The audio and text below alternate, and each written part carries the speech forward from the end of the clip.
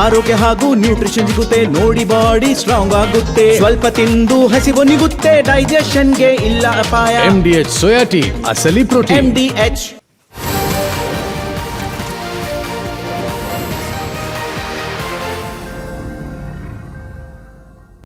ನಮಸ್ಕಾರ, ಮುಂಜಾನೆ ಮುನ್ನೋಟಕ್ಕೆ ಸ್ವಾಗತ. ನಾನು ರಂಜಿತ್ ಶಿರಿಯಾರ್, ನನ್ನ ಜೊತೆಯಲ್ಲಿ ಅಶ್ವಿನಿ ದೇವಾಡಿಗ ಕೂಡ ಇದ್ದಾರೆ.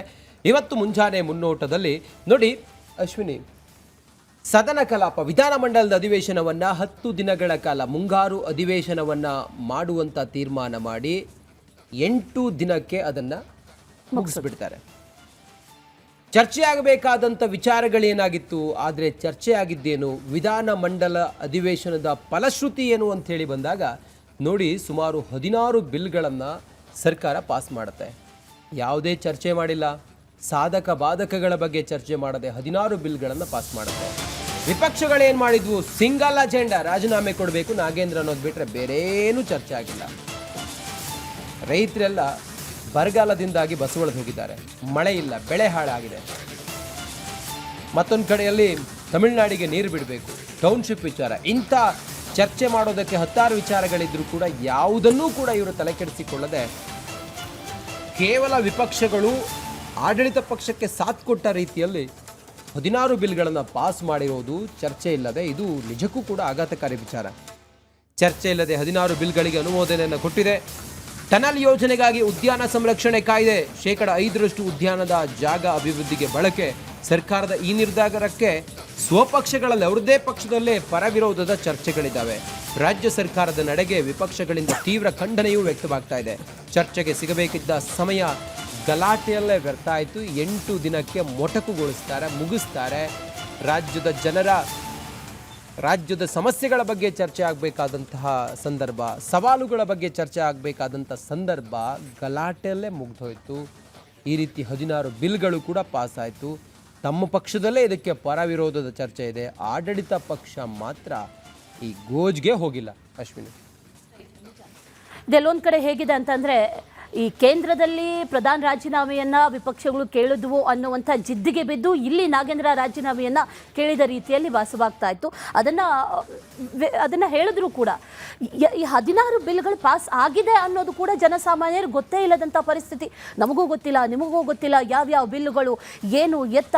ಅಲ್ಲಿರುವಂಥವರು ಚರ್ಚೆ ಮಾಡಬೇಕಿತ್ತು, ಅಥವಾ ಅದಕ್ಕೆ ಅಪೋಸ್ ಮಾಡ್ಬೋದಿತ್ತು, ಬದಲಾವಣೆಗಳನ್ನು ತರೋದಾದರೂ ಕೂಡ ಮಾತುಕತೆಯನ್ನು ನಡೆಸ್ಬೋದಿತ್ತು, ಎಲ್ಲ ಅವಕಾಶಗಳಿದ್ವು. ಆದರೆ ಯಾವುದೇ ಸದ್ದು ಗದ್ದಲ ಇಲ್ಲದೆ ಒಂದು ರೀತಿಯಲ್ಲಿ ಇದು ಹೆಂಗೆ ಅಂತಂದ್ರೆ, ಇಡೀ ವ್ಯವಸ್ಥೆಯನ್ನ ಒಂದು ರೀತಿಯಲ್ಲಿ ಹಾಳು ಮಾಡಿದ ರೀತಿಯಲ್ಲಿ ಕಾಣಿಸ್ತಾ ಇದೆ.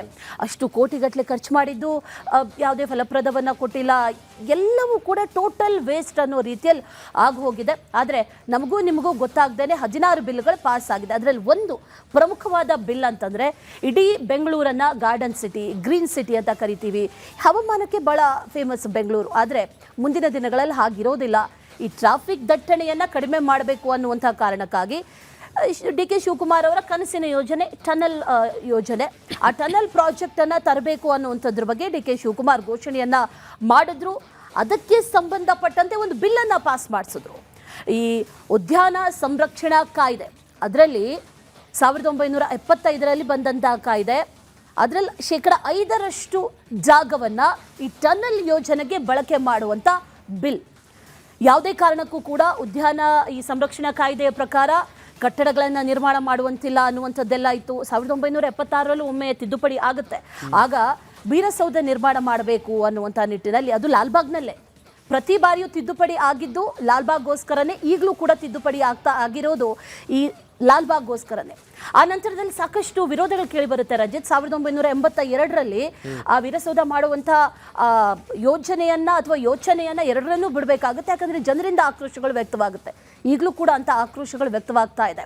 ಇದಕ್ಕೆ ಮೊದಲ ಹೆಜ್ಜೆಯಾಗಿ ಈ ರೀತಿ ಮಾಡಬೇಕು ಟನಲ್ ಯೋಜನೆ ಅನ್ನುವಂಥ ನಿಟ್ಟಿನಲ್ಲಿ ಸರ್ಕಾರಿ ಉದ್ಯಾನ ಸಂರಕ್ಷಣಾ ತಿದ್ದುಪಡಿ ವಿಧೇಯಕವನ್ನ ಇದೇ ಅಧಿವೇಶನದಲ್ಲಿ ಯಾವುದೇ ಸದ್ದುಗದ್ದಲ ಚರ್ಚೆಯೇ ಇಲ್ಲದೆ ಮಂಡಿಸಿ ಅನುಮೋದನೆಯನ್ನು ಕೂಡ ಪಡೆಯಲಾಗಿದೆ. ಇದರ ಜೊತೆಗೆ ಭಾರಿ ಗದ್ದಲದ ನಡುವೆ, ಆ ಗದ್ದಲ ಇದಕ್ಕಲ್ಲ ಬೇರೆ ವಿಚಾರಕ್ಕೆ, 16 ಮಸೂದೆಗಳು ಕೂಡ ಪಾಸ್ ಆಗಿದ್ದಾಗಿದೆ. ಈ ಮಸೂದೆಗಳ ಮೇಲೆ ಚರ್ಚೆಗೆ ಇರಬೇಕಾದಂಥ ಸಮಯ ಕೂಡ ವ್ಯರ್ಥ.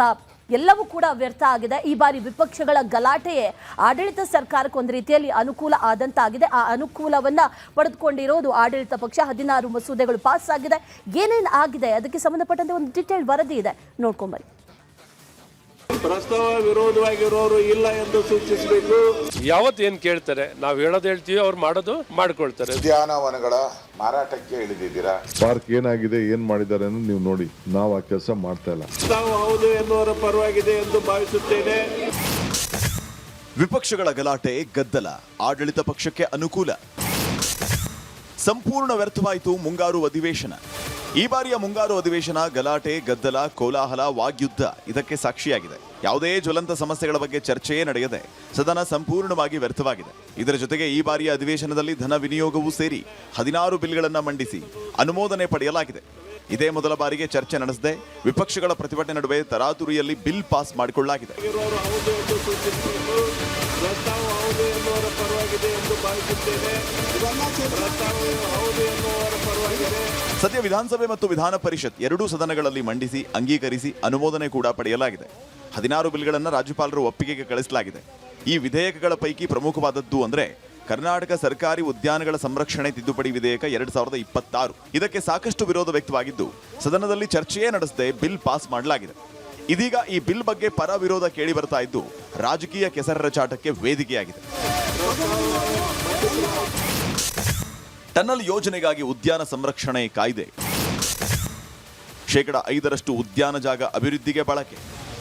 ಈ ಮುಂಗಾರು ಅಧಿವೇಶನದಲ್ಲಿ ಸಚಿವ ನಾಗೇಂದ್ರ ರಾಜೀನಾಮೆಗೆ ವಿಪಕ್ಷಗಳು ಪಟ್ಟು ಹಿಡಿದವು. ಇದೇ ಸಂದರ್ಭವನ್ನು ಎದುರು ನೋಡ್ತಾ ಇದ್ದ ಆಡಳಿತ ಪಕ್ಷ ಕಾಂಗ್ರೆಸ್ ಏಕಾಏಕಿ 10 ಹಲವು ವಿಧೇಯಕಗಳನ್ನು ಮಂಡಿಸಿ ಧ್ವನಿಮತದ ಮೂಲಕ ಅಂಗೀಕರಿಸಿ ಅನುಮೋದನೆಯನ್ನು ಪಡೆದಿವೆ. ಇದರಲ್ಲಿ ಪ್ರಮುಖವಾದ ವಿಷಯ ಅಂದರೆ ಸಿಎಂ ಆಗೋ ಮೊದಲು ಬೆಂಗಳೂರು ಉಸ್ತುವಾರಿ ನಿರ್ವಹಣೆ ಮಾಡ್ತಾ ಇದ್ದ ಡಿ ಕೆ ಶಿವಕುಮಾರ್ ಅವರು ಬೆಂಗಳೂರಿನಲ್ಲಿ ಟನಲ್ ಯೋಜನೆ ಮಾಡೋದಾಗಿ ಘೋಷಣೆ ಮಾಡಿದ್ರು. ಇದಕ್ಕಾಗಿ ಪ್ರಾಜೆಕ್ಟ್ ರಿಪೋರ್ಟ್ ಕೂಡ ತಯಾರಿಸಿದ್ರು. ಲಾಲ್ಬಾಗಿಂದ ಹೆಬ್ಬಾಳದವರೆಗೂ ಟನಲ್ ಮಾಡಬೇಕಿದ್ದು ಎಂಟ್ರಿ ಪಾಯಿಂಟ್ ಆಗಿ ಲಾಲ್ಬಾಗ್ ಅನ್ನ ಮಾರ್ಕ್ ಮಾಡಲಾಗಿತ್ತು.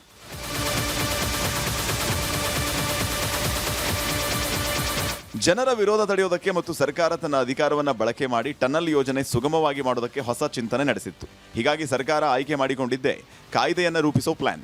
ಅದಕ್ಕಾಗಿ ಇದೇ ಅಧಿವೇಶನದಲ್ಲಿ ಕರ್ನಾಟಕ ಸರ್ಕಾರಿ ಉದ್ಯಾನಗಳ ಸಂರಕ್ಷಣೆ ತಿದ್ದುಪಡಿ ಕಾಯ್ದೆ 2026 ಸದನದಲ್ಲಿ ಮಂಡಿಸಿತ್ತು. ಇಂತಹ ಬಿಲ್ ಮಂಡನೆ ವೇಳೆ ವಿಪಕ್ಷಗಳು ವಿರೋಧಿಸಬೇಕಾಗಿತ್ತು. ಆದರೆ ವಿಪಕ್ಷಗಳು ಕೂಡ ಬಿಲ್ ಪಾಸ್ ಮಾಡಿಕೊಳ್ಳೋದಕ್ಕೆ ಸಹಕರಿಸಿವೆ ಅನ್ನೋ ಆರೋಪ ಕೂಡ ಕೇಳಿ ಬಂದಿದೆ. ಈ ಬಗ್ಗೆ ಬಿಜೆಪಿ ನಾಯಕರನ್ನ ಪ್ರಶ್ನೆ ಮಾಡಿದ್ರೆ ಸರ್ಕಾರದ ಬಳಿ ಬಹುಮತ ಇದೆ, ನಾವು ಎಷ್ಟೇ ವಿರೋಧ ಮಾಡಿದ್ರು ಅವರು ಬಿಲ್ ಪಾಸ್ ಮಾಡ್ಕೋತಾರೆ ಅಂತ ಹೇಳಿದ್ದಾರೆ. ನೋಡಿ, ಅವ್ರು ಏನಿದ್ರು ಮೆಜಾರಿಟಿ ಇದ್ದಾರೆ, ನೀವೇನು ಬೇಕಾದ್ರೆ ಅಭಿಪ್ರಾಯ ಹೇಳಿ. ಇವತ್ತು ಸರ್ಕಾರ ಆಗಿರೋವಂಥದ್ದು ಜವಾಬ್ದಾರಿಯುತವಾಗಿರಬೇಕು. ಇವತ್ತು ಸರ್ಕಾರ ಯಾವಾಗ ಎಡುತ್ತೋ ಅದನ್ನು ಹೇಳೋಕ್ಕೆ ಪ್ರತಿಪಕ್ಷ ಇರ್ತದೆ. ಇದೇನು ಬಹುಮತ ಇದೆ, ಬಹುಮತ ಇದ್ದಾಗೆಲ್ಲ ಯಾವತ್ತೇನು ಕೇಳ್ತಾರೆ, ನಾವು ಹೇಳೋದು ಹೇಳ್ತೀವಿ, ಅವ್ರು ಮಾಡೋದು ಮಾಡ್ಕೊಳ್ತಾರೆ. ಜನರ ಬದುಕಿನ ಮೇಲೆ ಪರಿಣಾಮ ಬೀರುವಂಥ ಮಸೂದೆಗಳನ್ನು ಅಂಗೀಕರಣೆ ಮಾಡಿದ್ದೀರಾ. ಉದ್ಯಾನವನಗಳ ಮಾರಾಟಕ್ಕೆ ಇಳಿದಿದ್ದೀರಾ. ಲೀಸು, ಅಡಮಾನ, ಈ ಜನವಿರೋಧಿ ಬಿಲ್ ಪಾಸ್ ಮಾಡೋ ಅಂಥದ್ದಕ್ಕೆ ನೀವು ಧರಣಿನೇ ಆಯ್ಕೆ ಮಾಡ್ಕೊಂಡ್ರ. ಇನ್ನು ಬಿಜೆಪಿ ಕೇಂದ್ರ ಸಚಿವೆ ಶೋಭಾ ಕರಂದ್ಲಾಜೆ ಕೂಡ ರಾಜ್ಯಪಾಲರಿಗೆ ಪತ್ರ ಬರೆದಿದ್ದು ಇದು ಜನವಿರೋಧಿ ಬಿಲ್ ಆಗಿದೆ, ರಾಜ್ಯ ಪತ್ರ ಹೊರಡಿಸದೆ ಸರ್ಕಾರಕ್ಕೆ ವಾಪಸ್ ಕಳಿಸುವಂತೆ ಮನವಿ ಮಾಡಿದ್ದಾರೆ. ಸಂಸದ ತೇಜಸ್ವಿ ಸೂರ್ಯ ಕೂಡ ಬಿಲ್ ಬಗ್ಗೆ ರಾಜ್ಯಪಾಲರಿಗೆ ದೂರು ನೀಡಿದ್ದಾರೆ. ಅಲ್ಲದೆ ಪರಿಸರವಾದಿಗಳು ಕೂಡ ಸರ್ಕಾರದ ವಿರುದ್ಧ ಆಕ್ರೋಶ ಹೊರಹಾಕಿದ್ದಾರೆ. ಬೆಂಗಳೂರಿನ ಗಾರ್ಡನ್ ಸಿಟಿ ಅಂತ ಕರೀತಾ ಇದ್ದೀವಿ. ಈ ಗಾರ್ಡನ್ ಸಿಟಿ ಬೆಂಗಳೂರಿನ ಗಾರ್ಡನ್ಗಳ ಮೇಲೆ, ಬೆಂಗಳೂರಿನ ಪಾರ್ಕ್ಗಳ ಮೇಲೆ ಸರ್ಕಾರ ಇವತ್ತು ಯುದ್ಧ ಸಾರಿದೆ.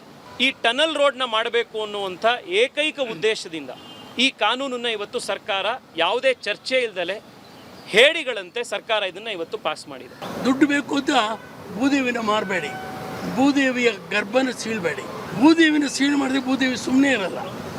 ಆಕೆನ ಬಂದು ರಿವೈಸ್ ಕೂತಾಳೆ, ಆಕೆ ಹೊಟ್ಟೆನ ಕೊರಿಬೇಡಿ, ಹೃದಯನ ಕೊರಿಬೇಡಿ. ಈ ವಿಧೇಯಕಕ್ಕೆ ಕಾಂಗ್ರೆಸ್ ಪಕ್ಷದಿಂದಲೂ ಕೂಡ ವಿರೋಧ ವ್ಯಕ್ತವಾಗಿದೆ. ಇದರಲ್ಲಿ ಸರ್ಕಾರದ್ದು ಕೂಡ ತಪ್ಪಿದೆ ಅಂತ ಸಚಿವ ಸತೀಶ್ ಜಾರಕಿಹೊಳಿ ಅಭಿಪ್ರಾಯ ವ್ಯಕ್ತಪಡಿಸಿದ್ರೆ, ಮಾಜಿ ಸಚಿವ ದಿನೇಶ್ ಗುಂಡೂರಾವ್ ಸರ್ಕಾರದ ಪರ ಬ್ಯಾಟ್ ಬೀಸಿದ್ದಾರೆ. ನೋಡೋಣ ಬಗ್ಗೆ ಮೊನ್ನೆ ಸದನಲ್ಲಿ ಪಾಸ್ ಆಗಿದೆ, ಬಿಲ್ ಪಾಸ್ ಆಗಿದ್ದೀರ. ನೋಡೋಣ ಅದರಿಂದ ಏನು ಲಾಭ ನಷ್ಟ, ಏನು ನೀವು ಹೇಳ್ದಂಗೆ ಇನ್ನು ಹೊರಗಡೆ ಬರ್ತೈತೆ, ಅದ್ರ ಮೇಲೆ ಚರ್ಚೆ ಮಾಡಬೇಕಿತ್ತು. ಯಾರು ಮಾಡೋದಿಲ್ಲ. ಸ್ಟ್ರೈಕಲ್ಲಿ ಇವರಿಂದ ಚರ್ಚೆ ಆಗಿಲ್ಲ. ಅಲ್ಲೇ ಆಗಿದ್ರೆ ಸಲಹೆ ಕೊಡ್ಬೋದಿತ್ತು, ಇನ್ನು ಹೀಗೆ ಮಾಡಿ ಹೀಗೆ ಮಾಡಿ ಹೀಗೆ ಮಾಡಿ ಅಂತ. ಅದಕ್ಕೆ ಯಾರು ವಿರೋಧ ಮಾಡೋದಿಲ್ಲ, ಅದು ಪಾಸ್ ಆಗಿಬಿಟ್ಟಿದೆ. ಸೊ ನೋಡೋಣ ಅದ್ರ ಬಗ್ಗೆ ಜನರಿಂದ ಏನು ಬರ್ತೈತೆ. ಆಮೇಲೆ ಸರ್ಕಾರದ ಬಗ್ಗೆ ಗಮನ ಹರಿಸಿದ್ರೆ ಸರ್ಕಾರಕ್ಕೆ ಒಳ್ಳೆಯ ಹೆಸರು ಬರ್ತಾ ಇದೆ. ಸರ್ಕಾರಕ್ಕೆ ಇವತ್ತು ಮುಜುಗರ ಮಾಡೋದಕ್ಕೆ ಬೇರೆ ಇನ್ನೇನು ದಾರಿ ಇರಲಿಲ್ಲ. ಅವ್ರಿಗೆ ಮಾತಿನಲ್ಲಿ ನಮ್ಮನ್ನು ಏನೂ ಹೇಳೋದಕ್ಕಾಗದೇ ಇರೋದ್ರಿಂದ ಈ ರೀತಿ ಮಾಡಿಕೊಂಡು ಗಲಾಟೆ ಮಾಡಿಕೊಂಡು ಚರ್ಚೆ ಇಲ್ಲದೇ ಇದು ನಿಜವಾಗ್ಲೂ ಪ್ರಜಾಪ್ರಭುತ್ವಕ್ಕೆ ಇದು ವಿರುದ್ಧವಾದಂಥ ನಡೆ. ಇದೆಲ್ಲದರ ನಡುವೆ ಸಿಎಂ ಡಿಕೆ ಶಿವಕುಮಾರ್ ಕೂಡ ಮೌನ ಮುರಿದಿದ್ದು, ಯಾರ ಕಾಲದಲ್ಲಿ ಏನೆಲ್ಲ ಮಾಡಿದ್ದಾರೆ ನೋಡಿದ್ದೇವೆ, ಯಾವೆಲ್ಲ ಪಾರ್ಕ್ ಅನ್ನ ಹೇಗೆ ಬಳಕೆ ಮಾಡಿಕೊಂಡಿದ್ದಾರೆ, ಈ ಎಲ್ಲ ಮಾಹಿತಿ ಇದೆ ಅಂತ ವಿಪಕ್ಷಗಳ ವಿರುದ್ಧ ಕಿಡಿಕಾರಿದ್ದಾರೆ. ನಾನು ಪಟ್ಟಿ ಕೊಡ್ಲಾ ಯಾವ ಸರ್ಕಾರದಲ್ಲಿ ಯಾವ ಜಾಗನ ಪಾರ್ಕ್ನ ಎಂತೆಂತಕ್ಕೆ ಉಪಯೋಗಿಸ್ಕೊಂಡಿದ್ದಾರೆ ಅಂತ. ಅವ್ರ ಪಾರ್ಟಿಗಳಿಗೆ, ಅವ್ರ ಪಾರ್ಟಿ ಕಾರ್ಯಕರ್ತರಿಗೆ ಏನೇನು ನೀವು ಸದಾಶಿವನಗರದಲ್ಲಿ ಹೋಗಿ ನೋಡಿ, ಬೇರೆ ಎಲ್ಲೂ ಬೇಡ, ನನ್ನ ಮನೆಗೆ ಬನ್ನಿ, ಅಲ್ಲೇ 2 ನಿಮಿಷಕ್ಕೆ ಹೋಗಿ. ಸದಾಶಿವನಗರದಲ್ಲಿ ಪಾರ್ಕ್ ಇತ್ತು, ಪಾರ್ಕ್ ಏನಾಗಿದೆ, ಏನು ಮಾಡಿದ್ದಾರೆ ಅನ್ನೋದು ನೀವು ನೋಡಿ. ನಾವು ಆ ಕೆಲಸ ಮಾಡ್ತಾ ಇಲ್ಲ. ಕರ್ನಾಟಕ ಸರ್ಕಾರಿ ಉದ್ಯಾನವನಗಳ ಸಂರಕ್ಷಣೆ ತಿದ್ದುಪಡಿ ವಿಧೇಯಕ 2026 ಕಾಯ್ದೆಯನ್ನ ಸದನದಲ್ಲೇ ತಡೆಯಬಹುದಾಗಿತ್ತು. ಆದರೆ ವಿಪಕ್ಷಗಳು ತಡೆಯೋದರಲ್ಲಿ ವಿಫಲವಾಗಿರುವುದು ಸ್ಪಷ್ಟವಾಗಿದೆ. ಈ ಹಿಂದೆ ಕೂಡ ಈ ರೀತಿಯ ವಿವಾದಾತ್ಮಕ ಬಿಲ್ಗಳನ್ನು ತಡೆದು ಸದನ ಸಮಿತಿಗೆ ಕೊಡುವ ಅಥವಾ ಸಚಿವ ಸಂಪುಟ ಉಪಸಮಿತಿ ರಚನೆ ಮಾಡಿ ತಿದ್ದುಪಡಿ ಮಾಡಿ ಮತ್ತೆ ಬಿಲ್ಲನ್ನು ತಂದು ಪಾಸ್ ಮಾಡಿರೋ ಉದಾಹರಣೆಗಳು ಇದೆ. 2025ರಲ್ಲಿ RCB ಸಂಭ್ರಮಾಚರಣೆಯಲ್ಲಿ ಕಾಲ್ತುಳಿತಕ್ಕೆ ಒಳಗಾಗಿ 11 ಜನ ಸಾವನ್ನಪ್ಪಿದ್ರು. ಆಗ ಮುಂದಿನ ದಿನಗಳಲ್ಲಿ ಇಂತಹ ಘಟನೆಗಳು ನಡೆಯದಂತೆ ಎಚ್ಚರ ವಹಿಸುವುದಕ್ಕೆ ಜನಸಾಂದ್ರತೆ ನಿಯಂತ್ರಣ ತಿದ್ದುಪಡಿ ಕಾಯ್ದೆಯನ್ನ ಮಂಡಿಸಿ ಬಿಲ್ ಪಾಸ್ ಕೂಡ ಮಾಡಿಕೊಂಡಿದ್ರು. ಆಗ ಆ ಬಿಲ್ಗೆ ವಿರೋಧ ವ್ಯಕ್ತವಾದ್ದಕ್ಕೆ ಮತ್ತೆ ಪರಾಮರ್ಶಿಸಲು ಅಂದಿನ ಗೃಹ ಸಚಿವರಾಗಿದ್ದ ಪರಮೇಶ್ವರ್ ಅವರ ನೇತೃತ್ವದಲ್ಲಿ ಕಮಿಟಿಯನ್ನ ರಚನೆ ಮಾಡಲಾಗಿತ್ತು. ಸದ್ಯ ಈ ಬಿಲ್ ಪಾಸ್ ಆಗಿ ರಾಜ್ಯಪಾಲರ ಅಂಗಳದಲ್ಲಿ ಇದೆ. ಒಟ್ನಲ್ಲಿ ಸದನದಲ್ಲಿ ವಿಪಕ್ಷಗಳ ಪ್ರತಿಭಟನೆಯೇ ಸರ್ಕಾರಕ್ಕೆ ಅನುಕೂಲ ಆಗಿದೆ. ಜನರ ಸಮಸ್ಯೆಗಳ ಬಗ್ಗೆ ಚರ್ಚೆ ನಡೆಯದೆ ವಿಧೇಯಕಗಳು ಅನುಮೋದನೆ ಸಿಕ್ಕಿರೋದು ಇದೇ ಮೊದಲಾಗಿದೆ.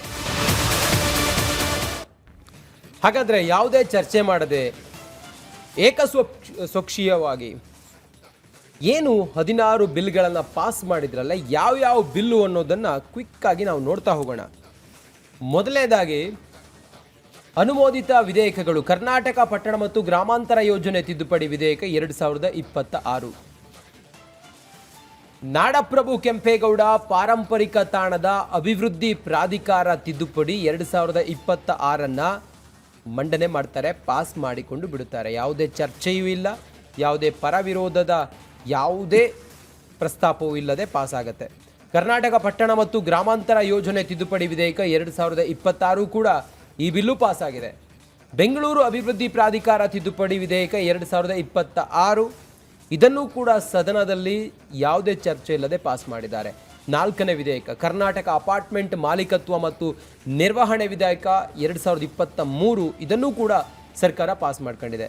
ವಿಪಕ್ಷಗಳು ಬರೀ ಗಲಾಟೆಯಲ್ಲೇ ಇದ್ವೇ ಹೊರತು ಈ ಕುರಿತಾಗಿ ಪರ ವಿರೋಧದ ಚರ್ಚೆ ಆಗಬೇಕಾಗಿತ್ತು, ಯಾವುದೇ ಚರ್ಚೆ ಆಗಿಲ್ಲ. ಕರ್ನಾಟಕ ಮುನ್ಸಿಪಾಲಿಟಿಗಳ ತಿದ್ದುಪಡಿ ವಿಧೇಯಕವನ್ನು ಕೂಡ ಇವರು ಪಾಸ್ ಮಾಡಿದ್ದಾರೆ. ಜೊತೆಗೆ ಕರ್ನಾಟಕ ನಗರ ಪಾಲಿಕೆಗಳ ತಿದ್ದುಪಡಿ ವಿಧೇಯಕ 2026 ಈ ಬಿಲ್ಲನ್ನು ಕೂಡ ಸದನದಲ್ಲಿ ಸರ್ಕಾರ ಪಾಸ್ ಮಾಡಿದೆ. ಕರ್ನಾಟಕ ಕೈಗಾರಿಕೆಗಳ ಸೌಲಭ್ಯ ತಿದ್ದುಪಡಿ ವಿಧೇಯಕ 2026 ಇದನ್ನು ಕೂಡ ಈ ವಿಧೇಯಕವನ್ನು ಕೂಡ ಸದನದಲ್ಲಿ ವಿಪಕ್ಷಗಳ ಗಲಾಟೆಯ ನಡುವೆ ಸರ್ಕಾರ ಪಾಸ್ ಮಾಡಿಕೊಂಡಿದೆ. ಇನ್ನು ಕರ್ನಾಟಕ ಗ್ರಾಮ ಸ್ವರಾಜ್ ಮತ್ತು ಪಂಚಾಯತ್ ರಾಜ್ 2ನೇ ತಿದ್ದುಪಡಿ ವಿಧೇಯಕ 2026 ಇದನ್ನು ಕೂಡ ಸರ್ಕಾರ ಪಾಸ್ ಮಾಡಿದೆ. ಮುಂದಿನದ್ದು ಕರ್ನಾಟಕ ಸರಕು ಮತ್ತು ಸೇವೆಗಳ ತೆರಿಗೆ ತಿದ್ದುಪಡಿ ವಿಧೇಯಕ 2026. ಬಹುತೇಕ ಜನರಿಗಿದು ಏನು ಯಾವ ಬಿಲ್ ಪಾಸ್ ಆಗಿದೆ, ಎಷ್ಟು ಬಿಲ್ ಪಾಸ್ ಆಗಿದೆ ಅನ್ನೋದು ಮಾಹಿತಿ ಇಲ್ಲ. ಕೇವಲ ವಿಪಕ್ಷಗಳ ಪ್ರತಿಭಟನೆ ಹೊರತಾಗಿ ಬೇರೇನೂ ಕೂಡ ನಿಮ್ಮ ಕಣ್ಣಿಗೆ ಕಾಣಿಸ್ಲಿಲ್ಲ. ಆದರೆ ಈ 8 ದಿನದಲ್ಲಿ 10 ದಿನದ ಕಲಾಪ, ಆದರೆ 8 ದಿನಕ್ಕೆ ಮೊಟಕುಗೊಳಿಸಿದ್ರಲ್ಲ, ಆ 8 ದಿನದಲ್ಲಿ 16 ವಿಧೇಯಕಗಳು. ಅದರಲ್ಲಿ ಮುಂದಿನ ವಿಧೇಯಕ ಹೀಗಿದೆ ನೋಡಿ. ಕರ್ನಾಟಕ ಅಂಗಡಿಗಳ ಮತ್ತು ವಾಣಿಜ್ಯ ಕಾರ್ಯ ಸಂಸ್ಥೆಗಳ ತಿದ್ದುಪಡಿ ವಿಧೇಯಕ 2026 ಈ ಬಿಲ್ಲನ್ನು ಕೂಡ ಪಾಸ್ ಮಾಡಿದೆ ಸರ್ಕಾರ. ಇನ್ನು ಕರ್ನಾಟಕ ಭೂಕಂದಾಯ ತಿದ್ದುಪಡಿ ವಿಧೇಯಕ 2026 ಈ ವಿಧೇಯಕವು ಕೂಡ ಮುಂಗಾರು ಅಧಿವೇಶನದಲ್ಲಿ ಪಾಸ್ ಆಗಿದೆ.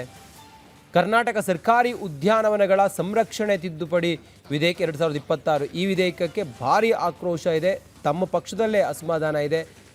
ಇದನ್ನು ಪರವಿರೋಧ ಚರ್ಚೆ ಮಾಡಬೇಕಾಗಿತ್ತು ಅನ್ನುವಂಥ ಪ್ರಸ್ತಾಪ ಕೂಡ ಇದೆ. ಆದರೆ ಯಾವುದೇ ಚರ್ಚೆ ಇಲ್ಲದೆ, ಯಾವುದೇ ಇದರ ಸಾಧಕ ಬಾಧಕಗಳನ್ನು ಕೂಡ ಪರಿಗಣಿಸದೆ ಈ ವಿಧೇಯಕವನ್ನು ಪಾಸ್ ಮಾಡಿದ್ದಾರೆ. ನಿನ್ನೆ ತೇಜಸ್ವಿ ಸೂರ್ಯ ಅವರು ರಾಜ್ಯಪಾಲರಿಗೆ ಈ ಕುರಿತು ಮನವಿ ಕೂಡ ಮಾಡಿಕೊಂಡ್ರು. ಇದು ನಮ್ಮ ಒಪ್ಪಿಗೆ ಇಲ್ಲ ಇದಕ್ಕೆ ಅನ್ನೋದನ್ನು ಹೇಳಿದರು.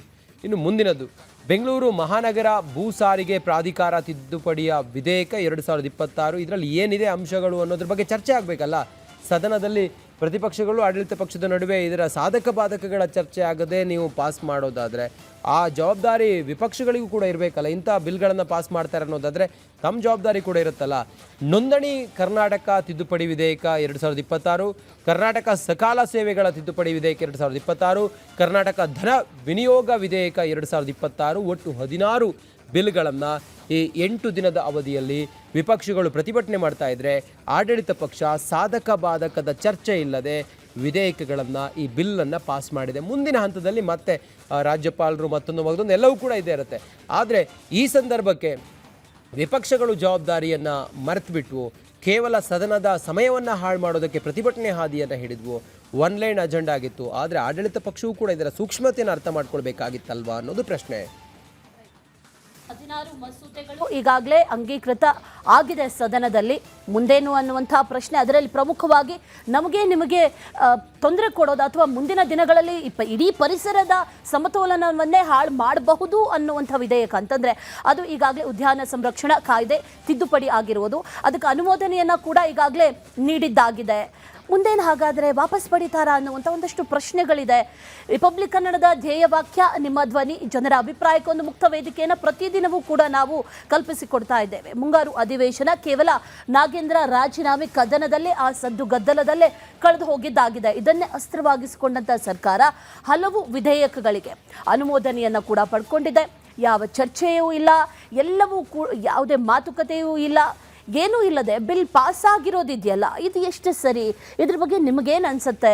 ನಿಮ್ಮ ಅಭಿಪ್ರಾಯ ಏನು? ಇದನ್ನು ನೀವು ಇವತ್ತು ಕರೆ ಮಾಡಿ ನಮಗೆ ತಿಳಿಸ್ಬೋದು. ಕರೆ ಮಾಡೋದಕ್ಕೆ ಸಾಧ್ಯ ಆಗಿಲ್ಲ ಅಂತಂದರೆ ವಾಟ್ಸಪ್ ನಂಬರ್ಗೆ 2 ಲೈನ್ನಲ್ಲಿ ನಿಮ್ಮ ಅಭಿಪ್ರಾಯವನ್ನು ಬರೆದು ಕೂಡ ಮೆಸೇಜ್ ಮಾಡಬಹುದು. ಅಷ್ಟೇ ಅಲ್ಲ, ಸೋಷಿಯಲ್ ಮೀಡಿಯಾದಲ್ಲೂ ಕೂಡ ನಿಮ್ಮ ಅಭಿಪ್ರಾಯವನ್ನು ಹಂಚಿಕೊಳ್ಬಹುದು. ನಿಮಗೇನು ಅನಿಸುತ್ತೆ? ಈ ರೀತಿ ಮಾತುಕತೆಯೂ ಇಲ್ಲದೆ, ಚರ್ಚೆಯೂ ಇಲ್ಲದೆ, ಅಧಿವೇಶನ ನಡೆಯೋದೇ ಚರ್ಚೆ ಮಾಡೋದಕ್ಕಾಗಿ, ಆದರೆ ಚರ್ಚೆ ಇಲ್ಲದೆ ವಿಧೇಯಕಗಳು ಪಾಸ್ ಆಗಿರೋದಿದೆಯಲ್ಲ, ಇದೆಷ್ಟು ಮಟ್ಟಿಗೆ ಸರಿ ಅನ್ನೋದು ನಮ್ಮ ಇವತ್ತಿನ ಪ್ರಶ್ನೆ. ಮೊದಲ ಕಾಲರ್ ರೆಡಿ ಇದ್ದಾರೆ, ಪ್ರಕಾಶ್ ಕರೆ ಮಾಡಿದ್ದಾರೆ ಬೆಂಗಳೂರಿನಿಂದ. ಪ್ರಕಾಶ್ ಅವರೇ ನಮಸ್ತೆ. ಮೇಡಮ್ ನಮಸ್ತೆ. ಮೇಡಮ್ ನಮಸ್ತೆ. ಅಧಿವೇಶನ ಆಯ್ತೋ ಇಲ್ವೋ ಗೊತ್ತಿಲ್ಲ, ಗಲಾಟೆಗಳು ನಡೆದಿದ್ದು ಗೊತ್ತಿದೆ ನಮಗೆ. ಈ ವಿಧೇಯಕಗಳು ಪಾಸ್ ಆಗಿರೋದು ಕೂಡ ನಮಗೆ ಗೊತ್ತಾಗಿಲ್ಲ. ಈಗ ಆ ವಿಧೇಯಕಗಳಲ್ಲಿ ಇಡೀ ಬ್ಯಾಲೆನ್ಸನ್ನು, ಅಂದರೆ ಜನರು ಅದರ ಜೊತೆಯಲ್ಲಿ ಪರಿಸರ ಎರಡು ಬ್ಯಾಲೆನ್ಸ್ ಆಗಿ ಹೋಗಬೇಕು ಸಮತೋಲನವಾಗಿ, ಆ ಬ್ಯಾಲೆನ್ಸನ್ನೇ ಹಾಳು ಮಾಡುವಂಥ ಒಂದು ವಿಧೇಯಕ ಪಾಸ್ ಆಗಿದ್ದಾಗಿದೆ. ನಿಮ್ಗೇನು ಅನ್ಸುತ್ತೆ ಇದ್ರ ಬಗ್ಗೆ? ಮೇಡಮ್ ಹಲೋ ಹೇಳಿ ಪ್ರಕಾಶ್ ಅವರೇ, ಮಾತಾಡಿ. ಮೇಡಮ್, ಇದು ಇವರು ಮಂಡನೆ ಮಾಡಿರೋದು ಸರಿಯಲ್ಲ. ಒಂದು, ಅವರು ವಿರೋಧ ಪಕ್ಷದ ನಾಯಕರು ಅವ್ರು ಮಾಡ್ತಾ ಇರೋದು ಸರಿಯಲ್ಲ, ಇವರಿಬ್ರು ಮಾಡ್ತಾ ಇರೋದು ಸರಿಯಲ್ಲ. ನಾಗೇಂದ್ರ ಅವ್ರಿಗೆ ಕೊಟ್ಟಿರೋದನ್ನ ಇದು ಮುಂಚೆನೆ ಅವರು ಹೋರಾಟ ಮಾಡ್ಬೇಕಾಗಿತ್ತು. ಬಟ್ ಅವ್ರು ಹೋರಾಟ ಮಾಡಿದ್ದಾರೆ. ಒಬ್ಬ ಅಧಿಕಾರಿ ಕಳ್ಳ ಅಂತ ಗೊತ್ತಿದ್ರು ಕೂಡ ಅವನ್ನ ತಗೊಂಡಿದ್ದು ಮೊದಲನೇ ತಪ್ಪು.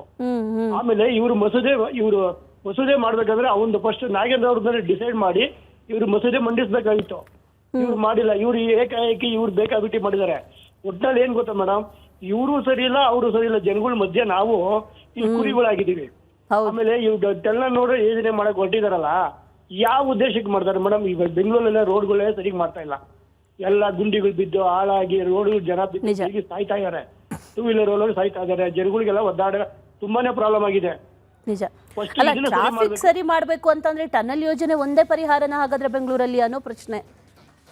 ಪರಿಹಾರ ಅಲ್ಲ ಮೇಡಮ್, ಅದು ವನಗಳನ್ನೆಲ್ಲ ಹಾಳು ಮಾಡಿ, ಪಾರ್ಕ್ಗಳನ್ನೆಲ್ಲ ಹಾಳು ಮಾಡೋ ಅಂತ ಅವಶ್ಯಕತೆ ಇಲ್ಲ. ಇವ್ರಿಗೆ ಯಾರು ಕೇಳಿದ್ರು ಮೇಡಮ್? ಮಾಡಂತ ಯಾರು ಕೇಳಿದಾರ ಮೇಡಮ್? ನಿಜ, ಯಾರು ಕೇಳಿಲ್ಲ. ಜನರಿಗೆ ಬೇಡವಾಗಿರುವಂತ ಯೋಜನೆ ಅಂತೀರಿ ಹಾಗಾದ್ರೆ? ಹೌದು, ಇವ್ರು ಓಟ್ ಹಾಕಿದ್ರೆ ಯಾರನ್ನ ಕೇಳಿದಾರ ಮೇಡಮ್? ಮೇಡಮ್, ಇವರು ಗೂಡು ಕಾರಲ್ಲಿ ಓಡಾಡ್ತಾರಲ್ಲ ಮೇಡಮ್, ಇವರು ಬರೀ ಕಾಲಲ್ಲಿ ನಡ್ಕೊಂಡು ಸುತ್ತ ಬೆಂಗಳೂರಲ್ಲಿ ಇವ್ರ MLA MP ಗಳು ಏನಿದಾರೆ ಇವರೆಲ್ಲ ಬರೀ ಕಾಲಲ್ಲಿ ನಡ್ಕೊಂಡು ಜನಗಳ ತರ ಓಡಾಡ್ಬಿಟ್ರೆ, ಬಸ್ಗಳಲ್ಲಿ 2 ವೀಲರ್ ಓಡಾಡ್ಬಿಟ್ರೆ ಇವ್ರು ಬೆಂಗಳೂರು ಕಷ್ಟ ಏನಿದೆ ಅಂತ ಗೊತ್ತಾಗುತ್ತೆ.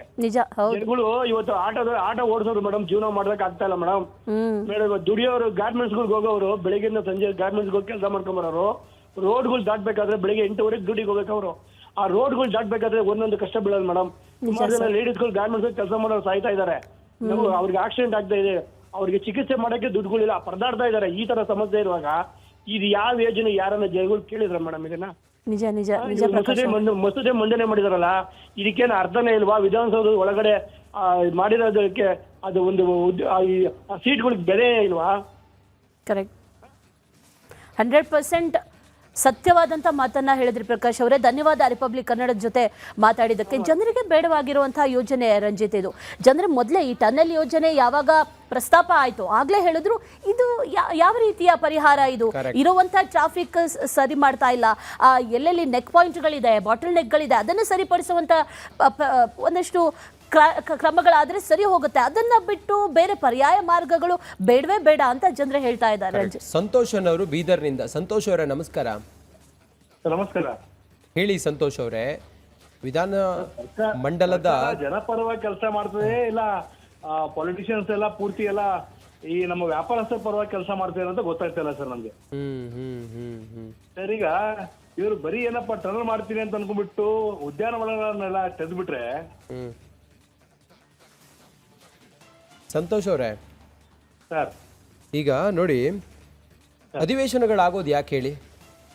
ಸರಿ, ಜನರ ಸಮಸ್ಯೆಗಳನ್ನ ಜನರಿಂದ ಜಮಾ ಮಾಡಿದಂತ ಈ ತೆರಿಗೆ ಹಣವನ್ನ ಸರ್ಕಾರಕ್ಕೆ ಸಮಾಜಕ್ಕೆ ಯಾವ ರೀತಿ ಬಳಸಬೇಕು ಅನ್ನೋಂಥದ್ದು ಈ ಜನಪ್ರತಿನಿಧಿಗಳ ಕೆಲಸ ಇರಬೇಕು. ಈ ರೀತಿಯ ಯೋಜನೆಗಳನ್ನ ಪರವಿರೋಧದ ಚರ್ಚೆ ಮಾಡಿ ಸಾಧಕ ಬಾಧಕಗಳನ್ನ ಚರ್ಚೆ ಮಾಡೋದಕ್ಕಲ್ವಾ? ಹೌದು.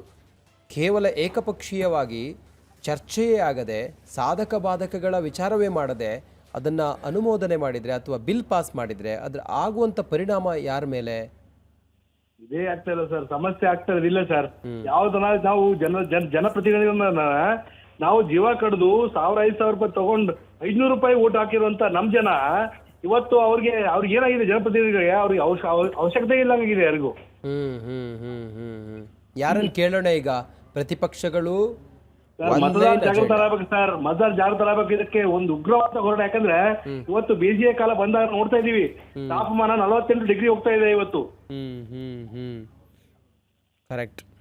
ಅಂತಹ ಬಿಸಿಲು ಅವ್ರಿಗೂ ಬಿಸಿಲು ಇರ್ತದೆ ಸರ್. ಆದ್ರೆ ಅವ್ರ ಹತ್ರ ಎಸಿ ಇರ್ತದೆ, ಅವ್ರ ಕಾರಿಗೆ ಎಸಿ ಇರ್ತದೆ, ಅವ್ರ ನಾಯಿಗಳಿಗೂ ಕೂಡ ಎಸಿ ಕೊಡ್ತಾರೆ. ಮತ ಹಾಕಿರುವಂತ ನಮ್ಗೆ ಸಿಗಲ್ಲ ಸರ್, ನಾವು ರಸ್ತೆ ಮೇಲೆ ಇರ್ತೀವಿ. ನಿಜ ಸರ್, ನಿಜ. ಥ್ಯಾಂಕ್ ಯು ಸಂತೋಷ್ ಅವರೇ, ನಮ್ಮ ಜೊತೆ ತಾವು ಮಾತಾಡಿದಾಗ. ರೈಟ್. ಹಾಸನದಿಂದ ಶಿವಕುಮಾರ್ ಅವರು ಕರೆ ಮಾಡಿದ್ದಾರೆ. ಶಿವಕುಮಾರ್ ಅವರೇ ನಮಸ್ತೆ. ಸರ್ಕಾರಕ್ಕೆ ನಮ್ಮ ಧ್ವನಿ ಬೇಕಾಗಿಲ್ಲ, ವಿಪಕ್ಷಗಳಿಗೆ ನಮ್ಮಗಳ ಧ್ವನಿ ಬೇಕಾಗಿಲ್ಲ, ಈಗ ನಿಮ್ಮ ಧ್ವನಿ ಸರ್ಕಾರಕ್ಕೆ ತಲುಪುವಂತ ಸಂದರ್ಭ. ಏನ್ ಹೇಳಕ್ ಬಯಸ್ತೀರಿ ಸರ್ಕಾರಕ್ಕೆ, ಹೇಳಿ. ನಮಸ್ತೆ ಮೇಡಮ್, ಇದು ಪ್ರಜಾಪ್ರಭುತ್ವದ ಕಗ್ಗೊಲೆ ಮೇಡಮ್. ಪ್ರಜಾಪ್ರಭುತ್ವದಲ್ಲಿ ಪ್ರಜೆಗಳು ರಾಜರನ್ನ ಆಯ್ಕೆ ಮಾಡಿ ಕಳ್ಸೋದು ಏನಕ್ಕೆ? ಅವರ ಧ್ವನಿ ಆಗ್ಲಿ ಅಂತ ಅಲ್ವಾ ಮೇಡಮ್? ನಿಜ. ವಿಧಾನಸಭೆನಲ್ಲಿ ಅವರು ಚರ್ಚೆ ಮಾಡ್ಬೇಕಲ್ವಾ ಮೇಡಮ್? ಬಿಲ್ಗಳನ್ನ ಹಂಗೆ ಪಾಸ್ ಮಾಡ್ತಾರೆ ಅಂತಂದ್ರೆ ಇದು ದರಿದ್ರ ವ್ಯವಸ್ಥೆಯಲ್ಲಿ ಇದೀವಿ ನಾವು. ವರ್ಷ ಪ್ರಜೆಗಳು ಏನಂಗಾದ್ರೆ ಅವ್ರದ್ದೇನು ಜವಾಬ್ದಾರಿ ಇಲ್ವಾ? ಪ್ರಜೆಗಳದ್ದು ಜವಾಬ್ದಾರಿಯಿಂದ ಆಯ್ಕೆ ಮಾಡಿರ್ತಾರೆ ಇವ್ರನ್ನ, ಶಾಸಕರನ್ನ. ಅವರು ಚರ್ಚೆ ಮಾಡ್ದಲೆ ಬಿಲ್ನ ಹಂಗೆ ಪಾಸ್ ಮಾಡ್ತಾರೆ ಅಂತಂದ್ರೆ ಇದು ಡಿಕ್ಟೇಟರ್ಶಿಪ್ ಆಯ್ತು. ನಿಜ, ಕರೆಕ್ಟ್ ಶಿವಕುಮಾರ್ ಅವರೇ. ಧನ್ಯವಾದ.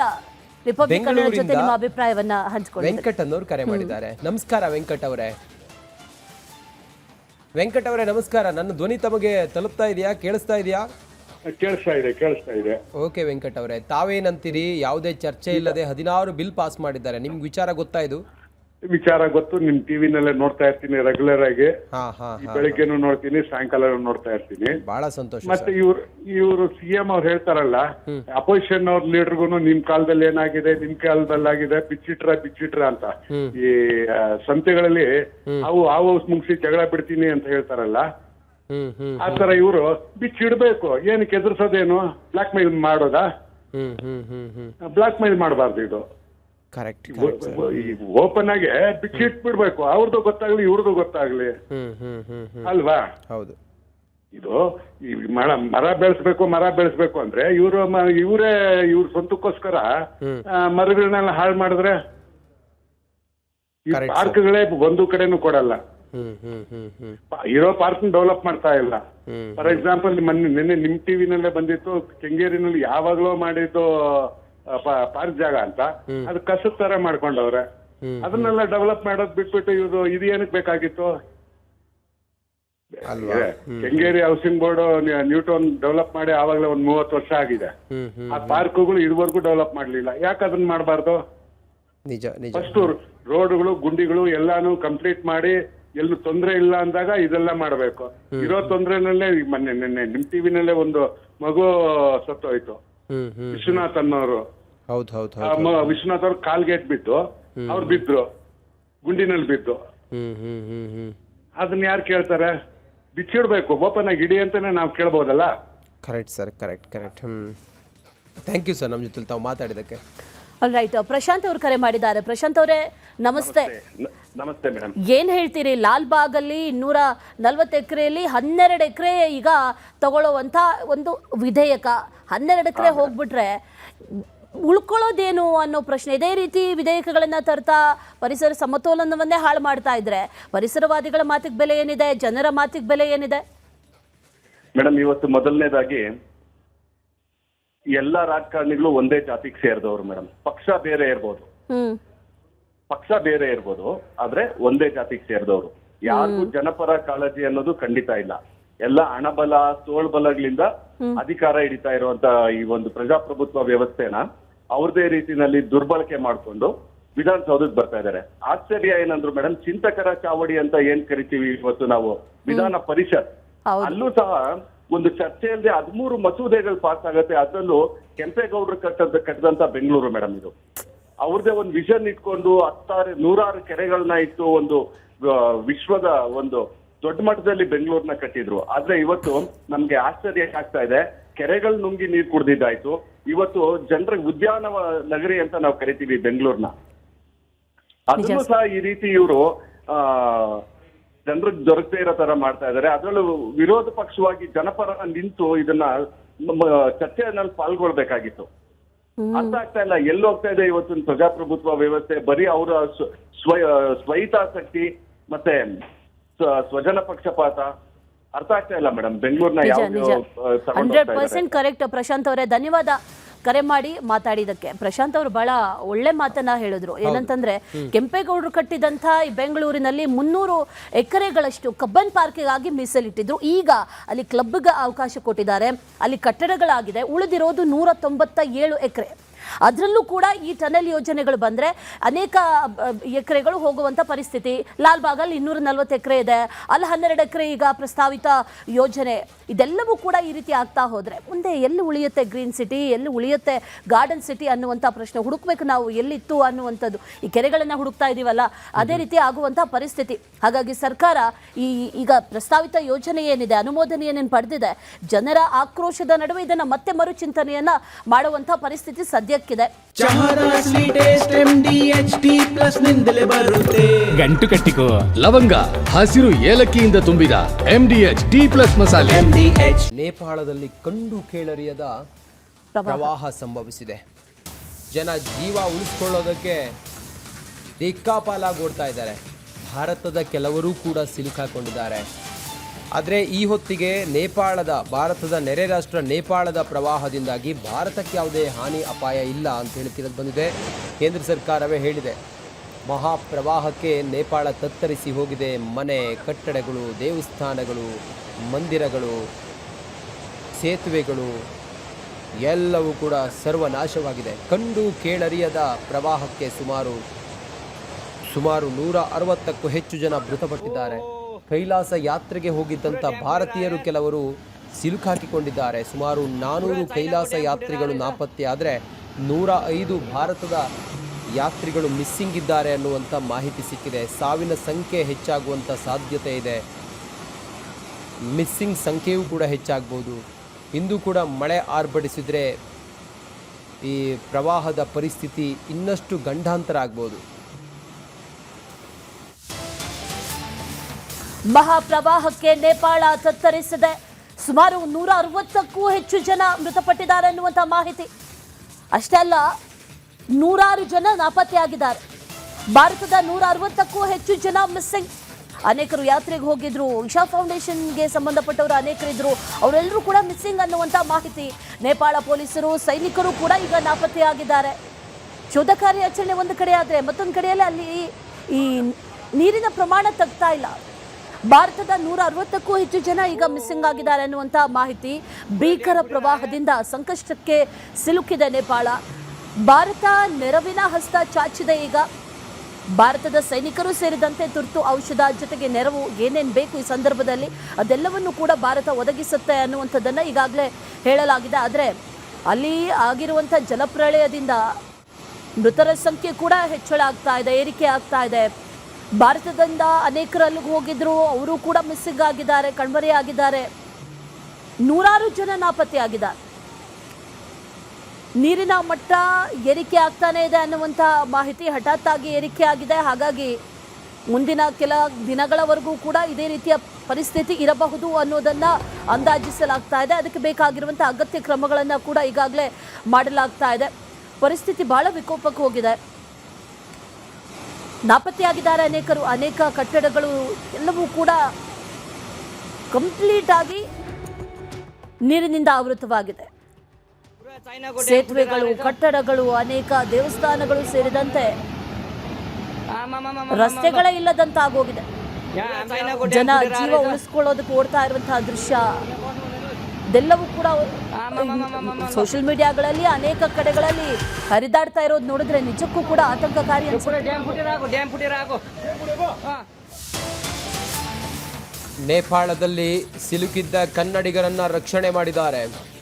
ಕಲಬುರಗಿ ಜಿಲ್ಲೆಯ ಇಬ್ಬರನ್ನ ರಕ್ಷಣೆ ಮಾಡಿದ್ದಾರೆ. ನೇಪಾಳದಲ್ಲಿ ಸಿಲುಕಿದ್ದ ಕನ್ನಡಿಗರು ಇಬ್ಬರು ಸುರಕ್ಷಿತ ಸ್ಥಳಕ್ಕೆ ಅವರನ್ನ ಕಳಿಸಿಕೊಟ್ಟಿದ್ದಾರೆ. ನೇಪಾಳದಿಂದ ದೆಹಲಿಗೆ ಕರೆತರಲು ವ್ಯವಸ್ಥೆಯನ್ನ ಮಾಡಲಾಗಿದೆ. ಕರ್ನಾಟಕ ಭವನದಲ್ಲಿ ಸಂತ್ರಸ್ತರಿಗೆ ಉಳಿದುಕೊಳ್ಳೋದಕ್ಕೆ ವ್ಯವಸ್ಥೆಯನ್ನ ಮಾಡಲಾಗಿದೆ. ನೇಪಾಳದಲ್ಲಿ ಬಹುತೇಕ ಭಾರತೀಯರಿದ್ದಾರೆ. ಅದರಲ್ಲಿ ಕಲಬುರಗಿ ಮೂಲದ ಕನ್ನಡಿಗರು ನೇಪಾಳದ ಈ ಫ್ಲಡ್ನಲ್ಲಿ ಸಿಲುಕಾಕಿಕೊಂಡವರು ಅವರನ್ನು ರಕ್ಷಣೆ ಮಾಡಿದ್ದಾರೆ. ದೆಹಲಿಗೆ ಕರ್ಕೊಂಡು ಬರ್ತಾರೆ. ಆನಂತರ ಅಲ್ಲಿಂದ ಅವರನ್ನು ಕರ್ನಾಟಕಕ್ಕೆ ಕರೆದುಕೊಂಡು ಬರ್ತಾರೆ. ಆ ದೃಶ್ಯಗಳನ್ನು ನೋಡ್ತಾ ಇದ್ರೆ ಮೈ ಜುಮ್ ಅನ್ನುತ್ತೆ.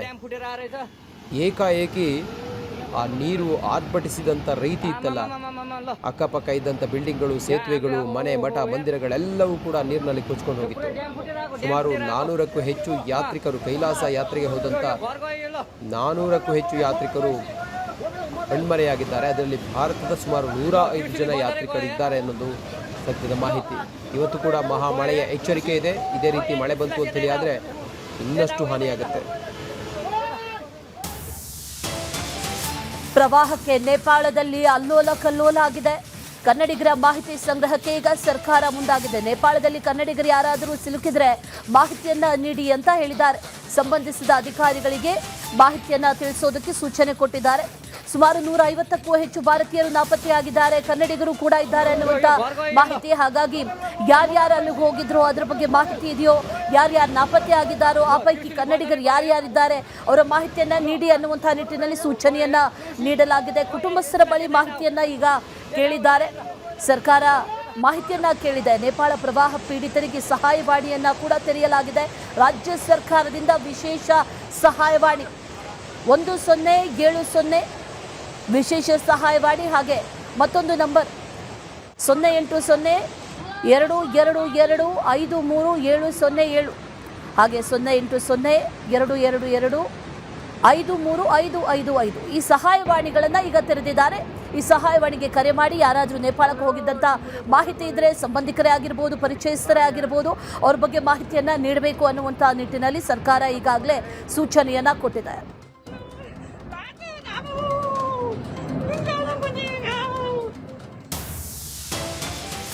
ನೇಪಾಳ ಪ್ರವಾಸದಲ್ಲಿ 133 ಭಾರತೀಯರು ನಾಪತ್ತೆಯಾಗಿದ್ದಾರೆ. ಕೋಲ್ಕತ್ತಾದ 32 ಜನ, ತಂಜಾವೂರಿನ 53 ಜನ ಮಿಸ್ಸಿಂಗ್ ಇದ್ದಾರೆ. ನಾಪತ್ತೆ ಆದವರಿಗಾಗಿ ಶೋಧ ಕಾರ್ಯ ಮುಂದುವರೆದಿದೆ. ಭಾರತೀಯ ವಾಯುಪಡೆಯಿಂದ ರಕ್ಷಣಾ ಕಾರ್ಯಾಚರಣೆ ಭರದಿಂದ ಸಾಗಿದೆ. ನೇಪಾಳ ಪ್ರವಾಹದಲ್ಲಿ ಸಿಲುಕಿದ 133 ಜನ ಭಾರತೀಯರು ನಾಪತ್ತೆಯಾಗಿದ್ದಾರೆ. ಕೋಲ್ಕತ್ತಾದ 32 ಜನ, ತಂಜಾವೂರಿನ 53 ಜನ ಮಿಸ್ಸಿಂಗ್ ಇದ್ದಾರೆ. ಅವರನ್ನು ಹುಡುಕಾಟ ಮಾಡ್ತಾ ಇದ್ದಾರೆ. ಕಲಬುರಗಿಯವರು ಅದೃಷ್ಟವಶಾತ್ ನಮ್ಮ ಕರ್ನಾಟಕದವರು ಒಂದಿಬ್ಬರು ಸೇಫ್ ಆಗಿದ್ದಾರೆ, ಅವರನ್ನು ರಕ್ಷಣೆ ಮಾಡಿದ್ದಾರೆ. ಭಾರತ ಈ ಸಂದರ್ಭದಲ್ಲಿ ನೇಪಾಳದ ಕೈ ಹಿಡಿಯುವಂಥ ಕೆಲಸ ಮಾಡಿದೆ, ನೆರವಿನ ಹಸ್ತವನ್ನು ಚಾಚಿದೆ. ಅದರಂತೆ ನೇಪಾಳಕ್ಕೆ ಅಗತ್ಯ ಇರುವಂಥ ಔಷಧಗಳು, ಆಹಾರ ಪದಾರ್ಥಗಳು, ಮೆಡಿಕಲ್ ಕಿಟ್ಗಳು ಇದನ್ನು ಸರಬರಾಜು ಮಾಡುತ್ತಿದೆ. ಸಂತ್ರಸ್ತರ ನೆರವಿಗೆ ಭಾರತ ಧಾವಿಸಿದೆ.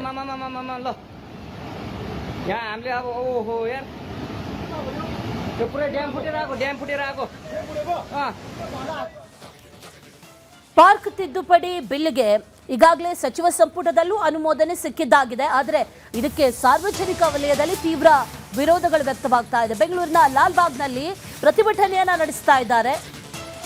ಬಂಡೆಯ ಸುತ್ತ ಮಾನವ ಸರಪಳಿ ರಚಿಸಿ ಪ್ರೊಟೆಸ್ಟ್ ಮಾಡ್ತಾ ಇದ್ದಾರೆ. ಅಲ್ಲಿರುವಂತಹ ಒಂದು ಬಂಡೆ, ಇದು ಬಹಳ ಇತಿಹಾಸವನ್ನ ಹೊಂದಿರುವಂತಹ ಬಂಡೆ, ಅದನ್ನ ಉಳಿಸ್ಕೊಳ್ಬೇಕು ಅನ್ನುವಂತಹ ನಿಟ್ಟಿನಲ್ಲಿ ಈಗ ಸಾಕಷ್ಟು ಪ್ರತಿಭಟನೆಗಳು ನಡೀತಾ ಇದೆ. ಉದ್ಯಾನಗಳ ಉಳಿವಿಗಾಗಿ ಸರ್ಕಾರದ ವಿರುದ್ಧ ಹೋರಾಟವನ್ನ ನಡೆಸ್ತಾ ಇದ್ದಾರೆ. ವಿನೂತನ ರೀತಿಯಲ್ಲಿ ಹೋರಾಟವನ್ನ ನಡೆಸಲಾಗ್ತಾ ಇದೆ. ಪ್ರತಿಭಟನೆಗೆ ಸುಮಾರು 50ಕ್ಕೂ ಹೆಚ್ಚು ಸಂಘಟನೆಗಳು ಈಗ ಬೆಂಬಲವನ್ನ ಕೊಟ್ಟಿದೆ ಅನ್ನುವಂತಹ ಮಾಹಿತಿ. ಲಾಲ್ಬಾಗ್ನಲ್ಲಿ ಇರುವಂತಹ ಒಂದು ಬಂಡೆ, ಆ ಬಂಡೆಯನ್ನ ಉಳಿಸಬೇಕು ಅನ್ನುವಂತಹ ನಿಟ್ಟಿನಲ್ಲಿ ನಡೀತಾ ಇರುವಂತಹ ಹೋರಾಟ.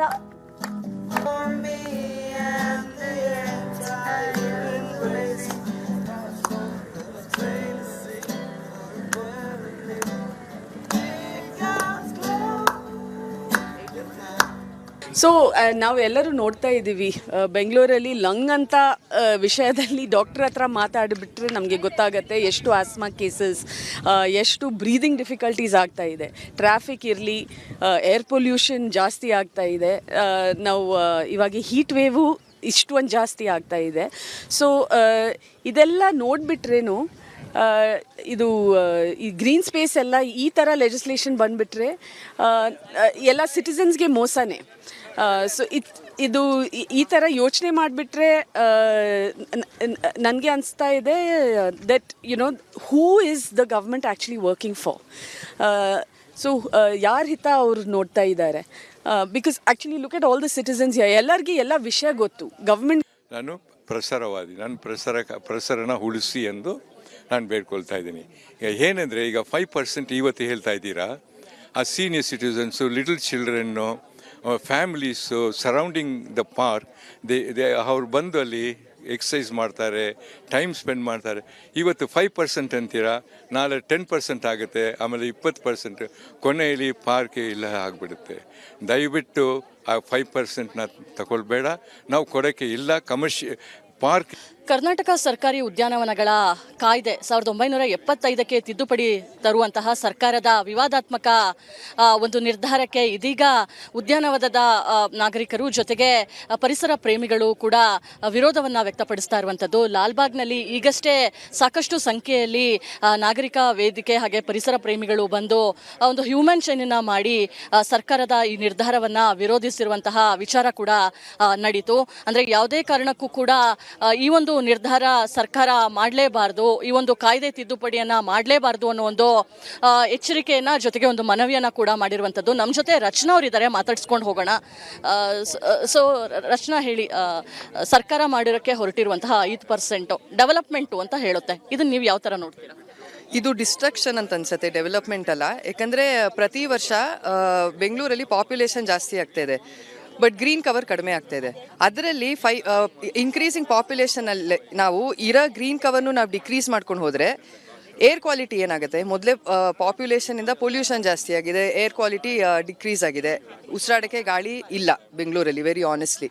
ಸೊ ಅದರಲ್ಲಿ ನಾವು 5% ಡಿಕ್ರೀಸ್ ಮಾಡ್ತೀವಿ ಕವರ್ನ, ಇದು ಉದ್ಯಾನವನಗಳಿಂದ, ಗ್ರೀನ್ ಸ್ಪೇಸಸ್ಸಿಂದ. ಅಂದರೆ ನಾಳೆ ಗಾಳಿ ಯಾರು ಕೊಡ್ತಾರೆ ನಮಗೆ ಉಸಿರಾಡೋಕ್ಕೆ? ಆಮೇಲೆ ಮೋಸ್ಟ್ ಇಂಪಾರ್ಟೆಂಟ್ಲಿ ಬೇಸಿಗೆ ಹೆಂಗಾಯಿತು ಈ ಸತಿ ನಾವು ಎಕ್ಸ್ಪೀರಿಯನ್ಸ್ ಮಾಡಿದ್ವಿ ಎಲ್ಲರೂ. ಮತ್ತು ಕ್ಲೈಮೇಟ್ ಚೇಂಜಿಂದ ಅಕ್ರಾಸ್ ದ ವರ್ಲ್ಡು ಮತ್ತು ನಮ್ಮ ಇಂಡಿಯಾಲು ಎಷ್ಟು ಡಿಸಾಸ್ಟರ್ಸ್ ಎಫೆಕ್ಟ್ಸ್ ಆಗ್ತಾ ಇದೆ, ಅದ್ರ ಕಾನ್ಸಿಕ್ವೆನ್ಸಸ್ ನಾವು we are living through it day to day. ಈ ಥರ ಒಂದು ಸಿಚುವೇಶನಲ್ಲಿ ಇದ್ದಾಗ when climate change is speaking, ನಾವು instead of arriving at solutions ನಾವಿನ್ನ disasters, man made disasters create ಮಾಡ್ತಾ ಇದ್ದೀವಿ ಅನ್ನಿಸ್ತಾ ಇದೆ. Okay, thank you. ಸರ್, ನೀವೇನು ಹೇಳ್ತೀರಾ ಸರ್ ಸರ್ಕಾರದ ನಿರ್ಧಾರದ ಬಗ್ಗೆ? ಸರ್ಕಾರದ್ದು ಆ್ಯಕ್ಚುಲಾಗಿ ತೊಗೊಂಡಿರೋ ನಿರ್ಧಾರ ತುಂಬ ತಪ್ಪು.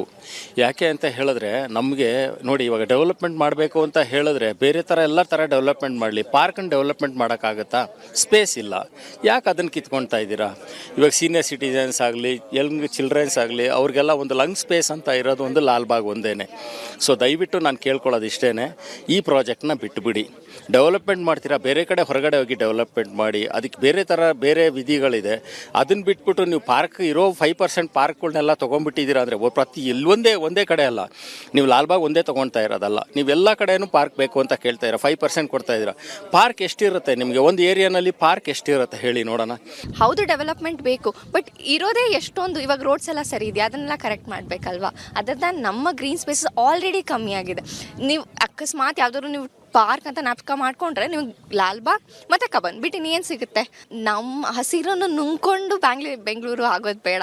ಸೊ ತೇಜಸ್ವಿನಿ ಅವರು ತುಂಬ ಚೆನ್ನಾಗಿ ಮಾತಾಡಿದ್ರು. ಅಂದರೆ ಎಲ್ಲೋ ಒಂದು ಕಡೆ ಬ್ರ್ಯಾಂಡ್ ಬೆಂಗಳೂರು ಮಾಡಲಿ, ಆದರೆ ಪರಿಸರವನ್ನು ನುಂಗ್ಕೊಂಡು ಬ್ರ್ಯಾಂಡ್ ಬೆಂಗಳೂರು ಬೇಡ. ಇರುವಂತಹ ಬೇಸಿಕ್ ಸಮಸ್ಯೆ, ಅದು ರಸ್ತೆ ಗುಂಡಿ ಇರ್ಬೋದು ಅಥವಾ ಗಾರ್ಬೇಜ್ ಇರ್ಬೋದು, ಇದನ್ನೆಲ್ಲ ಕ್ಲಿಯರ್ ಮಾಡಿ ನಂತರ ಬ್ರ್ಯಾಂಡ್ ಬೆಂಗಳೂರಿನ ಆಲೋಚನೆ ಮಾಡಲಿ ಅನ್ನೋ ಒಂದು ವಿಚಾರವನ್ನು ಕೂಡ ಹೇಳಿರುವಂಥದ್ದು. ಇವತ್ತು ಶುರುವಾದಂತಹ ಹೋರಾಟ ನಿಲ್ಲೋದಿಲ್ಲ, ಹಂತವಾಗಿ ಎಲ್ಲ ಪಾರ್ಕ್ಗಳಲ್ಲೂ ಕೂಡ ನಾವು ಮಾಡ್ತೀವಿ ಅನ್ನೋ ವಿಚಾರವನ್ನು ಕೂಡ ಅವರು ಪ್ರಸ್ತಾಪ ಮಾಡಿರುವಂಥದ್ದು. ಒಟ್ಟಿನಲ್ಲಿ ಲಾಲ್ಬಾಗ್ನ ಉಳಿಸೋದಕ್ಕೆ, ಹಸಿರನ್ನ ಉಳಿಸೋದಕ್ಕೆ 5% ಅಮೆಂಡ್ಮೆಂಟ್ ಏನಾಗಿದೆ ಅದನ್ನ ವಿರೋಧಿಸಿ ನಾಗರಿಕರ ಗುಂಪು ಇದೀಗ ಸರ್ಕಾರದ ವಿರುದ್ಧ ತಿರುಗಿ ಬಿದ್ದಿರುವಂಥದ್ದು. ಕ್ಯಾಮ್ರಾ ಪರ್ಸನ್ ಮಂಜುನಾಥ್ KS ಜೊತೆ ದೀಪ್ತಿ ತೋಳ್ಪಾಡಿ, ರಿಪಬ್ಲಿಕ್ ಕನ್ನಡ, ಬೆಂಗಳೂರು. ಇದರ ಕೆಂಪು ಬಣ್ಣ ಅದ್ಭುತ, ಖಾರ ಕಡಿಮೆ ಆದರೂ ರುಚಿಕರ. MDH ಕಾಶ್ಮೀರಿ. ಸಚಿವ ನಾಗೇಂದ್ರ ಅವರ ರಾಜೀನಾಮೆ ಕೊಡಬೇಕು ಅನ್ನುವಂಥ BJPಯ ಆಗ್ರಹ ಇತ್ತಲ್ಲ, ಈ ಆಗ್ರಹ ಒಂದು ಕಡೆಯಲ್ಲ ಆದರೆ ಮತ್ತೊಂದು ಕಡೆಯಲ್ಲಿ ರಾಜೀನಾಮೆ ಕೊಡ್ತಾರೆ ಅನ್ನುವಂಥ ಗುಸುಗುಸು ಕೇಳಿಬರ್ತಾ ಇದೆ. ನಾಗೇಂದ್ರ ರಾಜೀನಾಮೆಯನ್ನು ಸರ್ಕಾರ ಪಡ್ಕೊಳ್ಳುತ್ತೆ ಅಂತೇಳಿ ಸಚಿವ ನಾಗೇಂದ್ರ ರಾಜೀನಾಮೆ ವಿಚಾರ ಈಗ ಪ್ರಸ್ತುತ. ದೆಹಲಿಯಲ್ಲಿ ಠಿಕಾಣಿ ಹೂಡಿದ್ದ B ನಾಗೇಂದ್ರ ದೆಹಲಿಯಲ್ಲಿದ್ದಾರೆ. CM ಜೊತೆ ಹೈಕಮಾಂಡ್ ಭೇಟಿ ಮಾಡುವಂಥ ಸಾಧ್ಯತೆ ಇದೆ. ನಾಗೇಂದ್ರ ಹೈಕಮಾಂಡ್ ಅಂಗಳದಲ್ಲಿ ರಾಜೀನಾಮೆಯ ಚೆಂಡಿದೆ. ಹೈಕಮಾಂಡ್ ಓಕೆ ಅಂತ ಹೇಳಿದರೆ ನಾಗೇಂದ್ರ ಮುಂದುವರಿತಾರೆ, ನೋ ಅಂತ ಹೇಳಿದರೆ ನಾಗೇಂದ್ರ ಕೆಳಗಿಳಿತಾರೆ. ನಾಗೇಂದ್ರ ರಾಜೀನಾಮೆಯ ಭವಿಷ್ಯ ಇವತ್ತೇ ತೀರ್ಮಾನ ಆಗುತ್ತೆ. ನಾಗೇಂದ್ರ ಅವರು ಡೆಲ್ಲಿಯಲ್ಲಿದ್ದಾರೆ. DK ಶಿವಕುಮಾರ್ ಅವ್ರ ಜೊತೆಗೆ ನಾಗೇಂದ್ರ ಅವರು ಇದ್ದಾರೆ. ಹೈಕಮಾಂಡ್ ನಾಯಕರ ಜೊತೆಗೆ ನಾಗೇಂದ್ರ ಅವರು ಚರ್ಚೆ ಮಾಡ್ತಾರೆ. ರಾಜೀನಾಮೆ ಕೊಡಬೇಕು ಕೊಡಬಾರ್ದು ಅನ್ನೋದ್ರ ಬಗ್ಗೆ ತೀರ್ಮಾನ ಆಗುತ್ತೆ ಇವತ್ತೇ.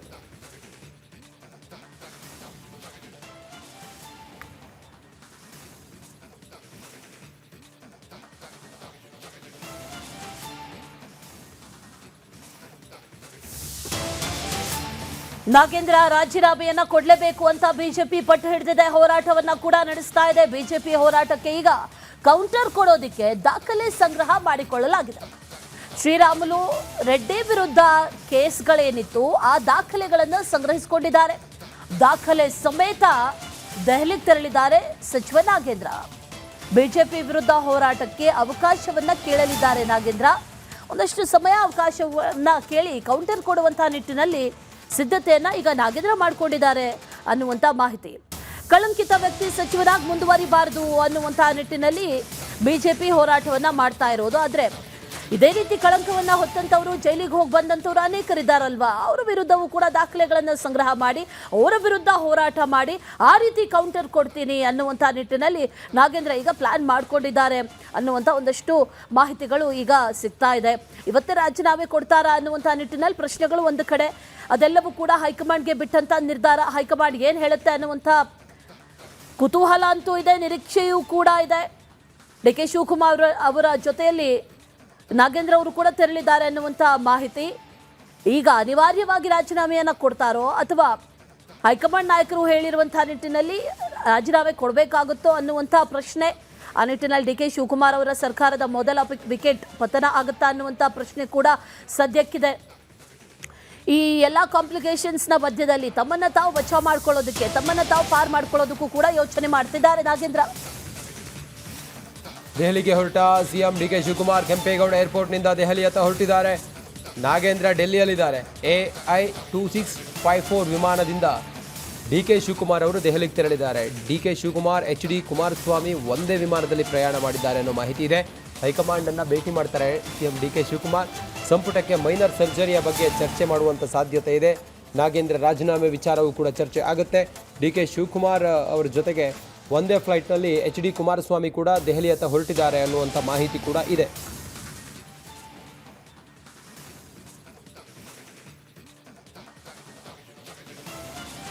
ಕೆಂಪೇಗೌಡ ಏರ್ಪೋರ್ಟ್ನಿಂದ ದೆಹಲಿಗೆ DK ಶಿವಕುಮಾರ್ ಅವರು ತೆರಳಿದ್ದಾರೆ. AI-2654 ವಿಮಾನದಲ್ಲಿ CM DK ಶಿವಕುಮಾರ್ ತೆರಳಿದ್ದಾರೆ. DKಶಿ HDK ಒಂದೇ ವಿಮಾನದಲ್ಲಿ ಪ್ರಯಾಣ ಮಾಡಿದ್ದಾರೆ. ಹೈಕಮಾಂಡನ್ನು ಭೇಟಿ ಮಾಡ್ತಾರೆ CM DK ಶಿವಕುಮಾರ್. ರಾಹುಲ್ ಗಾಂಧಿ ಭೇಟಿಗೆ ಸಮಯವನ್ನು DK ಶಿವಕುಮಾರ್ ಕೇಳಿದ್ದಾರೆ. ಸಚಿವ ನಾಗೇಂದ್ರ ರಾಜೀನಾಮೆ ಬಗ್ಗೆ ಪ್ರಸ್ತಾಪ ಮಾಡ್ತಾರೆ. ರಾಜ್ಯದಲ್ಲಿ ಇಂಥ ಪರಿಸ್ಥಿತಿ ಇದೆ ಅನ್ನೋದ್ರ ಬಗ್ಗೆ ಮಾತಾಡ್ತಾರೆ. ಫೈನಲಿ ಏನಾಗುತ್ತೆ ಅನ್ನೋದನ್ನು ಕಾದು ನೋಡಬೇಕಾಗಿದೆ. ಕೆಂಪೇಗೌಡ ಏರ್ಪೋರ್ಟ್ನಿಂದ ಆಲ್ರೆಡಿ ಈಗ ದೆಹಲಿಗೆ ಅವರು ಹೊರಟಿದ್ದಾರೆ. ಇನ್ನೊಂದು ವಿಶೇಷ ಅಂತ ಹೇಳಿದರೆ ಡಿ.ಕೆ. ಶಿವಕುಮಾರ್ ಇದ್ದಂಥ ಫ್ಲೈಟ್ನಲ್ಲಿ ಎಚ್.ಡಿ. ಕುಮಾರಸ್ವಾಮಿ ಕೂಡ ಪ್ರಯಾಣವನ್ನು ಮಾಡ್ತಾ ಇದ್ದಾರೆ ದೆಹಲಿಗೆ ಅನ್ನೋ ಮಾಹಿತಿ ಇದೆ. ಕೇಂದ್ರ ಮಂತ್ರಿ ಎಚ್.ಡಿ. ಕುಮಾರಸ್ವಾಮಿ ಕೆಲವೇ ಹೊತ್ತಿನಲ್ಲಿ ತಲುಪ್ತಾರೆ. ರಾಹುಲ್ ಗಾಂಧಿ ಅವ್ರ ಭೇಟಿಗೆ ಅವಕಾಶ ಕೇಳಿದ್ದಾರೆ. ಮಾತುಕತೆ ಚರ್ಚೆ ಆಗುತ್ತೆ. ನಾಗೇಂದ್ರ ಕೂಡ ಡೆಲ್ಲಿಯಲ್ಲಿದ್ದಾರೆ. ಎಲ್ಲವೂ ಹೈಕಮಾಂಡ್ ತೀರ್ಮಾನದಂತೆ ಆಗುತ್ತೆ. ಹೈಕಮಾಂಡ್ ಇವತ್ತೇನಾದರೂ ರಾಜೀನಾಮೆಯನ್ನು ಕೇಳಿದರೆ ನಾಗೇಂದ್ರ ರಾಜೀನಾಮೆ ಕೊಡಬೇಕಾಗತ್ತೆ. ಇಲ್ಲದ ಹೊರತು ನಾಗೇಂದ್ರ ಅವ್ರನ್ನ ರಾಜೀನಾಮೆ ಇಲ್ಲಿವರೆಗೂ ಕೂಡ ಸದನ ಕಲಾಪದಲ್ಲಿ 8 ದಿನಗಳ ಕಾಲ ಬಿಜೆಪಿಯವರು ನಿರಂತರ ಹೋರಾಟ ಮಾಡಿದರೂ ಕೂಡ ರಾಜೀನಾಮೆಯನ್ನು ಡಿ.ಕೆ. ಶಿವಕುಮಾರ್ ಪಡೆದಿಲ್ಲ. ಹೈಕಮಾಂಡ್ ಓಕೆ ರಾಜೀನಾಮೆ ಪಡ್ಕೊಳ್ಳಿ ಅಂತೇಳಿ ಹೇಳಿದರೆ ಆ ಕ್ಷಣವೇ ರಾಜೀನಾಮೆಯನ್ನು ಡಿ.ಕೆ. ಶಿವಕುಮಾರ್ ಪಡೆದುಕೊಳ್ತಾರೆ ನಾಗೇಂದ್ರ ಅವರದ್ದು. ಇತ್ತ ಬಿಜೆಪಿಯವರು ಕೂಡ ನಾಗೇಂದ್ರ ರಾಜೀನಾಮೆ ಕೊಡೋದ ಹೊರತಾಗಿ ನಾವು ಪಾದಯಾತ್ರೆಯನ್ನು ನಿಲ್ಲಿಸೋದಿಲ್ಲ, ನಾವು ಹೋರಾಟ ಕೈ ಬಿಡೋದಿಲ್ಲ ಅಂತ ಹೇಳ್ತಾ ಇದ್ದಾರೆ. ಲಿಂಗಸ್ಗೂರಿನಿಂದ ಬಳ್ಳಾರಿವರೆಗೂ ಕೂಡ ಪಾದಯಾತ್ರೆಯನ್ನು ಹಮ್ಮಿಕೊಂಡಿದ್ದಾರೆ ಬಿಜೆಪಿಯವರು. ಇದು ಎಲ್ಲೋ ಒಂದು ಕಡೆಯಲ್ಲಿ ಕಾಂಗ್ರೆಸ್ಗೆ ಮುಜುಗರ ಆಗ್ಬೋದು ಅನ್ನುವಂಥ ವಿಚಾರವು ಚರ್ಚೆಯು ಪ್ರಸ್ತುತ ಇದೆ. ಹೆಚ್ಚಿನ ಮಾಹಿತಿಯೊಂದಿಗೆ ನಮ್ಮ ಪ್ರತಿನಿಧಿ ಬಸವರಾಜ್ ಇದ್ದಾರೆ ನೇರ ಸಂಪರ್ಕದಲ್ಲಿ. ನ್ಯೂಸ್ ಡೆಸ್ಕ್ನಿಂದ ಹೆಚ್ಚಿನ ವಿವರ ಕೊಡ್ತಾರೆ. ಬಸವರಾಜ್, ಒಂದು ಡಿ.ಕೆ. ಶಿವಕುಮಾರ್ ಅವರು ದೆಹಲಿಗೆ ಹೋಗ್ತಾ ಇದ್ದಾರೆ. ಬಹುಶಃ ಇವತ್ತಿದಕ್ಕೊಂದು ಕ್ಲಾರಿಟಿ ಸಿಗ್ಬೋದಾ? ಅದ್ರ ಜೊತೆಗೆ ಹೈಕಮಾಂಡ್ ಇರಾದೆ ಏನಿದೆ? ನಾಗೇಂದ್ರ ಕೂಡ ಡೆಲ್ಲಿಯಲ್ಲೇ ಇದ್ದಾರಂತೆ. ಏನಿದೆ ಈ ಹೊತ್ತಿಗೆ ಮಾಹಿತಿ ನಿಮ್ಮ ಹತ್ರ ಬಸವರಾಜ್? ರಂಜಿತ್, ಬಹಳ ಪ್ರಮುಖವಾಗಿ ಸಚಿವ ಸಂಪುಟಕ್ಕೆ ಮಹಿಳಾ ಕೋಟಾದಡಿ ಸಚಿವರನ್ನ ನೇಮಕ ಮಾಡಬೇಕಾಗಿರ್ತಕ್ಕಂಥದ್ದು ಒಂದು ಕಡೆ. ಇನ್ನೊಂದು ಕಡೆ ಬಳ್ಳಾರಿವರೆಗೂ ಪಾದಯಾತ್ರೆಯನ್ನು ಬಿಜೆಪಿ ಹಮ್ಮಿಕೊಂಡಿದೆ. ಇದು ಸದನವನ್ನು ನಡೆಯೋಕ್ಕೂ ಬಿಡದಂತಹ ಬಿಜೆಪಿ ಮತ್ತು JDS ಈಗ ಪಾದಯಾತ್ರೆಯನ್ನು ಹಮ್ಮಿಕೊಂಡಿರೋ ಕಾರಣಕ್ಕಾಗಿ ಕಾಂಗ್ರೆಸ್ ಪಕ್ಷಕ್ಕೆ ಇದೊಂದು ರೀತಿಯಲ್ಲಿ ನುಂಗ್ಲಾರದಂಥ ತುಪ್ಪ ಮತ್ತು ನಾಗೇಂದ್ರ ಅವರನ್ನ ಸಮರ್ಥನೆಯನ್ನು ಸದನದಲ್ಲಿ ಮಾಡಿಕೊಂಡ್ರು. ಅದೇ ಈಗ ಪಾದಯಾತ್ರೆ ಮಾಡಿದಂಥ ಸಂದರ್ಭದಲ್ಲಿ ಯಾವ ರೀತಿಯಾಗಿ ಸಮರ್ಥನೆ ಮಾಡ್ಕೋಬೇಕು ಅನ್ನೋಂಥ ಜಿಜ್ಞಾಸೆ ಕಾಂಗ್ರೆಸ್ ನಾಯಕರಲ್ಲಿ ಇದೆ. ಹೀಗಾಗಿ ಪಾದಯಾತ್ರೆಯನ್ನು ತಡಿಬೇಕು ಅನ್ನೋಂಥದ್ದು ನಾವು ರಾಜೀನಾಮೆ ಪಡಿಬೇಕು ಅನ್ನೋಂಥ ಇರಾದೆ ಕೂಡ ಕಾಂಗ್ರೆಸ್ ಹೈಕಮಾಂಡ್ ಮಟ್ಟದಲ್ಲಿ ಚರ್ಚೆ ಆಗಿರ್ತಕ್ಕಂಥದ್ದು.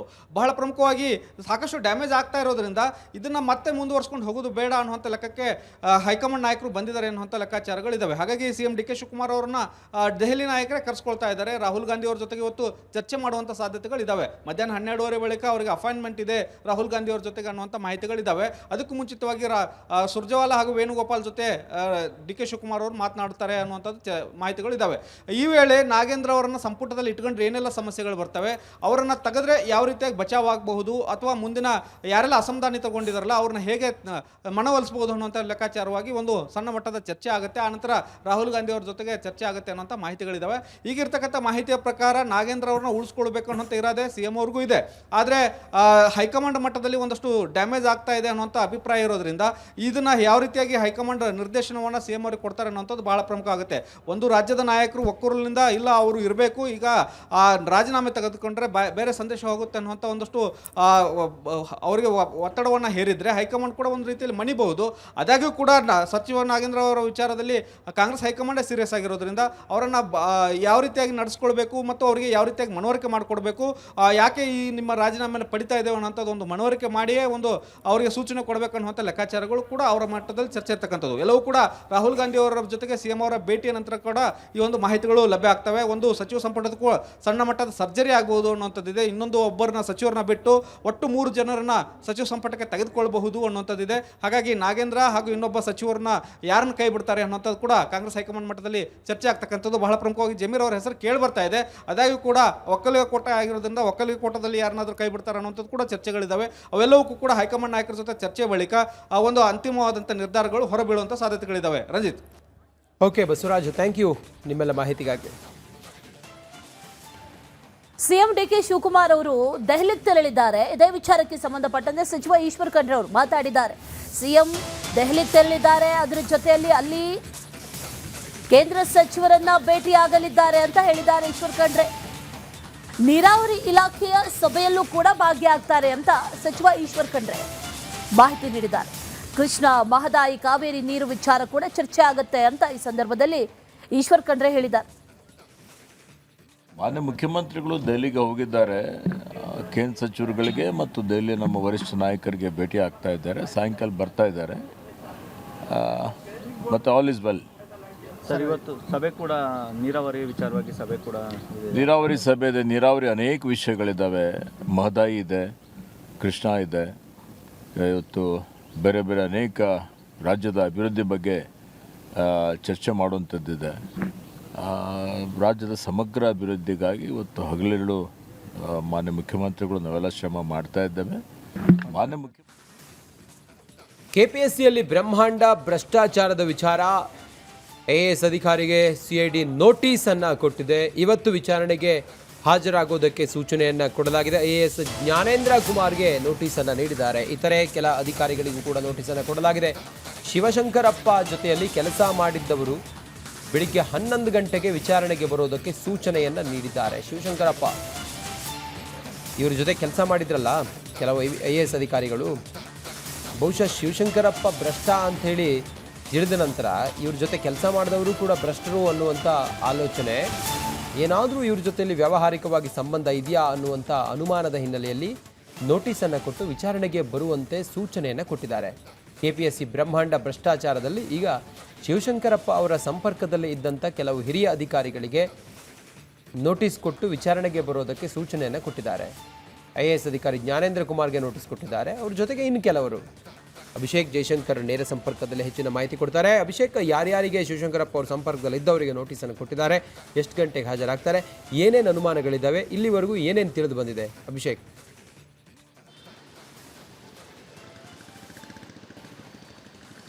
ಈಗಾಗಲೇ ನೋಟಿಸನ್ನು ಕೊಟ್ಟಿರುವಂತಹ ಒಂದು ಕಾರಣದಿಂದಾಗಿ ಇಂದು ಬೆಳಗ್ಗೆ 11 ಗಂಟೆಯ ಸಂದರ್ಭದಲ್ಲಿ CID ಕಚೇರಿಗೆ ಅವರು ಹಾಜರಾಗಬೇಕಾಗುತ್ತೆ. ಶಿವಶಂಕರಪ್ಪ ಸಾಹುಕಾರ ಆಗಿರಬಹುದು, ಜ್ಞಾನೇಂದ್ರ ಕುಮಾರ್ ಆಗಿರಬಹುದು, ಅದನ್ನು ಹೊರತುಪಡಿಸಿ 11 ಜನ ಸದಸ್ಯರೇನಿದ್ದಾರೆ ಅವರಿಗೂ ಕೂಡ ನೋಟಿಸನ್ನು ಜಾರಿ ಮಾಡಲಾಗಿದೆ. ಇವು ಇಮ್ಮಿಡಿಯೇಟ್ ಆಗಿ ನೀವು ಬಂದು ಇಲ್ಲಿ ನಾವು ಕೇಳುವಂತಹ ಒಂದಷ್ಟು ವಿಚಾರಣೆಗಳೇನಿದೆ, ಸ್ಪಷ್ಟನೆಯನ್ನು ಕೊಡಬೇಕಾಗುತ್ತೆ. ಈಗ ಸದ್ಯ ಜ್ಞಾನೇಂದ್ರ ಕುಮಾರ್ ಏನಿದ್ದಾರೆ ಅವರಿಗೆ ಇಡಿ ಅಧಿಕಾರಿಗಳು ಕೂಡ ಇಂದಿನ ದಿನವೇ ಒಂದು ನೋಟಿಸನ್ನು ಕೊಟ್ಟಿದ್ದಾರೆ. ಅಂದರೆ 2ನೇ ನೋಟಿಸ್ ಕೊಟ್ಟಿರುವಂಥದ್ದು. CIDಯಿಂದ ಮೊದಲನೇ ನೋಟಿಸ್ ಅಂತಲೇ ಹೇಳ್ಬೋದಾಗಿದೆ.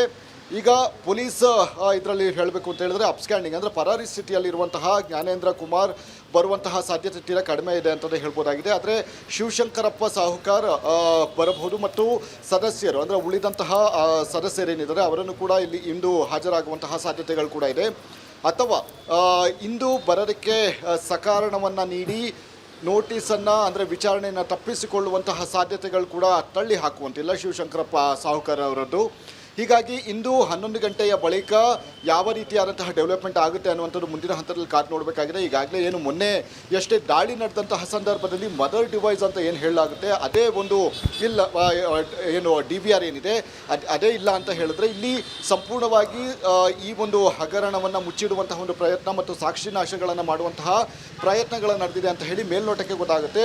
ಇದೆಲ್ಲದರ ಬಗ್ಗೆ ಕ್ಲಾರಿಫಿಕೇಶನ್ ಅನ್ನು ಕೊಡಬೇಕಾಗುತ್ತೆ. ಹೀಗಾಗಿ ಆ 11 ಜನ ಸದಸ್ಯರು ಮತ್ತು ಸಂಬಂಧಪಟ್ಟಂತಹ ಅಧಿಕಾರಿಗಳೇನಿದ್ದಾರೆ ಅವರು ಇದರ ಬಗ್ಗೆ ಸ್ಪಷ್ಟನೆ ನೀಡುವಂತಹ ಕೆಲಸಗಳನ್ನು ಮುಂದಿನ ಹಂತದಲ್ಲಿ ಮಾಡಬೇಕಾಗುತ್ತೆ. ರಂಜಿತ್, ಓಕೆ, ಥ್ಯಾಂಕ್ ಯು ನಿಮ್ಮೆಲ್ಲ ಮಾಹಿತಿಗಾಗಿ ಅಭಿಷೇಕ್.